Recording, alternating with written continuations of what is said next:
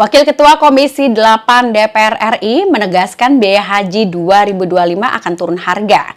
Saudara Wakil Ketua Komisi 8 DPR RI Abdul Wahid mengungkapkan estimasi biaya haji 2025 sudah dihitung namun belum bisa diumumkan.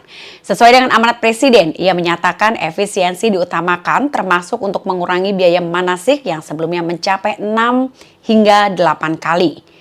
Abdul Wahid pun optimis biaya haji 2025 akan lebih rendah atau lebih murah dibandingkan sebelumnya dengan pelayanan yang juga lebih baik lagi.